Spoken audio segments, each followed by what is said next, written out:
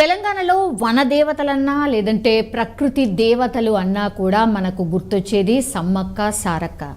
So ఆ దేవతలు వెలిసి కోరిన కోరికలు తీర్చే దేవతలుగా పేరు కూడా గాంచారు. అండ్ ఇంటి ఇలవేల్పులుగా కూడా పూజలు అందుకుంటున్నారు. తెలంగాణ ఆడబిడ్డలు అని కూడా పిలుచుకుంటాం. మేడారం సమ్మక్క సారక్కల జాతర ప్రతి సంవత్సరం కూడా జరుగుతుంది. బట్ 2 సంవత్సరాలకు ఒకసారి చాలా గ్రాండ్గా జరుగుతుంది, మనందరికీ తెలిసిందే.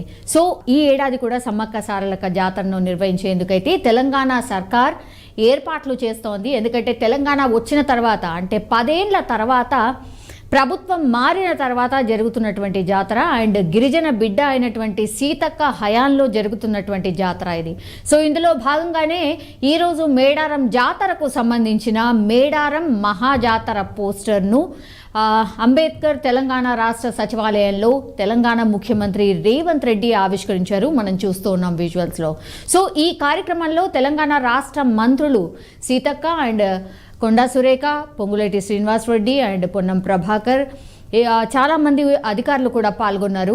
అయితే నిన్న మేడారం జాతర పనులు ఎలా జరుగుతున్నాయో తెలుసుకునేందుకు మంత్రి సీతక్క, జిల్లా కలెక్టర్ త్రిపాఠి అండ్ జిల్లా ఎస్పీ సభరీష్తో కలిసి ఆకస్మికంగా తనిఖీ చేశారు. అంటే రెగ్యులర్గా సీతక్కనే అక్కడ ఉన్నటువంటి పనులు ఎలా జరుగుతున్నాయి, ఏంటి, మేడారానికి సంబంధించి జాతర ఏర్పాట్లు ఎలా జరుగుతున్నాయి, భక్తులు అధిక సంఖ్యలో వస్తుంటారు కాబట్టి దానికి సంబంధించిన ఏర్పాట్లు ఎలా జరుగుతున్నాయని పూర్తిగా రెగ్యులర్గా వెళ్ళి విజిట్ చేస్తూ వస్తూ ఉన్నారు.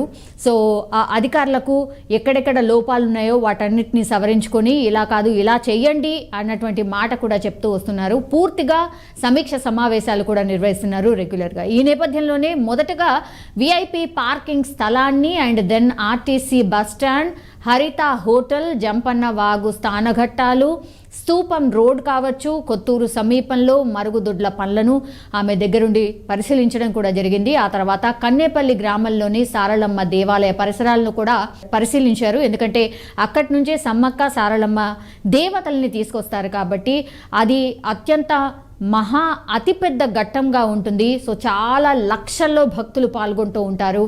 సో ఆ దేవాలయం దగ్గర నుంచి గద్దెల వరకు చేరుకునే వరకు కూడా పూర్తిగా ఏర్పాట్లు ఎట్లా ఉండాలి ఏంటి అని ఆమె దగ్గరుండి అధికారులకు అండ్ పనులు జరుగుతున్న తీరును పూర్తిగా ఆమె పరిశీలించి వచ్చారు. దెన్ అక్కడ స్థానిక పూజారితో కూడా మాట్లాడారు సీతక్క. దేవాలయ సమీపంలో మరుగుదొడ్లు కావచ్చు, తాగునీరు కావచ్చు అండ్ లైటింగ్ ఏర్పాట్లు కూడా చేయాలని కోరారు. ఎందుకంటే ఆ 3-4 రోజుల పాటు జాతర ఎప్పుడైతే జరుగుతుందో ఆల్మోస్ట్ కోటికి పైనే భక్తులు హాజరవుతూ ఉంటారు. మహాజాతర గిరిజన జాతరగా పిలుచుకుంటారు కాబట్టి ఒకేసారి అంత చిన్న ప్లేస్లో అన్ని లక్షల మంది ఆర్ దగ్గర 1 కోటి మంది వస్తారు కాబట్టి తాగునీరు, మరుగుదొడ్లు, లైటింగ్ ఏర్పాట్లు కావచ్చు, రోడ్స్ కావచ్చు, వాళ్లకు చేసే వసతులు కావచ్చు, అవన్నీ కూడా సక్రమంగా జరుగుతున్నాయా లేదా అండ్ సెక్యూరిటీ వైజ్గా కావచ్చు, విఐపీస్ చాలామంది వస్తుంటారు కాబట్టి వాళ్ళకు సంబంధించిన ఏర్పాట్లు ఎట్లా ఉన్నాయి ఏంటి అనేది రెగ్యులర్గా విజిట్ చేసి చూస్తూ ఉన్నారు. అలానే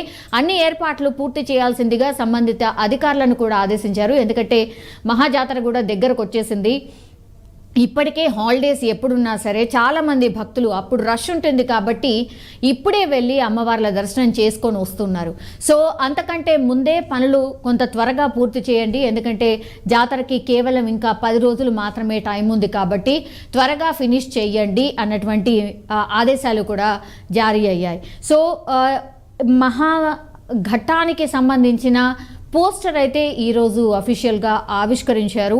సో ఆ ఏర్పాట్లన్నీ కూడా సీతక్క అండ్ కొండా సురేఖ దగ్గరుండి పర్యవేక్షిస్తూ ఉన్నారు. సో మహాజాతరకి ఆల్మోస్ట్ గిరిజన జాతర మహాజాతరకి సంబంధించి ఏర్పాట్లన్నీ కూడా పూర్తి కావస్తున్నాయి. సో జాతరనైతే అత్యంత ప్రతిష్టాత్మకంగా అండ్ తెలంగాణ సర్కారు కూడా 1 కోటి మంది వచ్చేటటువంటి జాతర కాబట్టి దాన్ని కూడా ఒక ఛాలెంజ్గా తీసుకొని అన్ని ఏర్పాట్లు అయితే పూర్తి చేస్తోంది.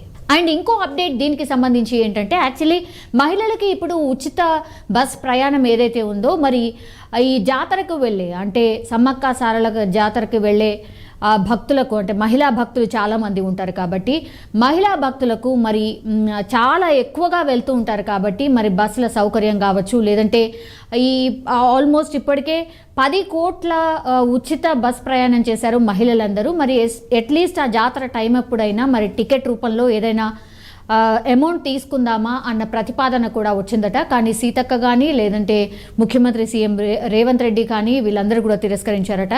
ఏదైతే ప్రామిస్ చేశామో మహిళలందరికీ ఉచిత బస్ అని ఏదైతే ప్రామిస్ చేశామో అది ఎంత రష్ ఉన్నా సరే ఏమున్నా సరే, అండ్ ఎస్పెషల్లీ ఇప్పుడు గిరిజన జాతర, మహిళలు అధిక సంఖ్యలో వచ్చేటటువంటి జాతర, వాళ్ళకి ఫ్రీ బస్ సౌకర్యం డెఫినెట్లీ కొనసాగించాల్సిందే అన్న డిసిషన్ తీసుకున్నారట. సో జాతరకి ఫ్రీ బస్సెస్ ఉంటాయా లేదా అన్న డౌట్ చాలా మందిలో ఉంది. కానీ సర్కార్ ఆల్రెడీ డిసిషన్ తీసుకుంది. సో మేడారం జాతరకి కూడా ఉచిత బస్ సౌకర్యం మహిళలందరికీ ఉండబోతోంది. కానీ బస్సుల సంఖ్య చాలా ఎక్కువగా పెంచబోతున్నారట. 6,000 స్పెషల్ బస్సులని రన్ చేయబోతున్నారట. అంటే ఎవరైతే సొంత వాహనాల్లో వస్తారో వాళ్ళు వచ్చినప్పటికీ కూడా జస్ట్ మేడారం జాతరకి మాత్రమే వెళ్ళే బస్సుల సంఖ్య, ఎక్స్క్లూజివ్గా స్పెషల్ బస్సుల సంఖ్య 6,000గా డిసైడ్ చేసిందట సర్కార్. మరి ఇవి కూడా సరిపోతాయా లేదా, ఒకవేళ సరిపోకపోతే కూడా పెంచే అవకాశం కూడా ఉంది అనేటువంటిది గవర్నమెంట్ ఒక డిసిషన్ అయితే తీసుకున్నట్టు స్పష్టంగా ఒక వార్త అయితే వినిపిస్తోంది.